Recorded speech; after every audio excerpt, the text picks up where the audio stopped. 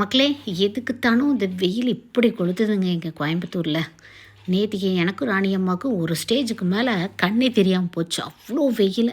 ஆனால் அந்த கூட நிறையா அவுரி இலைகளை பார்த்தோன்னே என் மனசு கொஞ்சம் லேசாச்சு.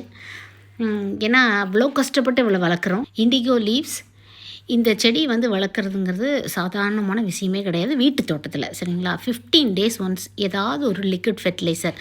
சமீப காலமாக நான் முட்டை அமிலம் தான் கொடுக்குறேன், வேறு எதுவுமே கொடுக்குறதில்ல. மீன் அமிலம், முட்டை அமிலம் அல்லது பஞ்சகாவியம், மூணில் ஏதாவது ஒன்று மேலே ஸ்ப்ரே பண்ணலாம், மண்ணை கிளறி விட்டு கொடுக்கலாம்.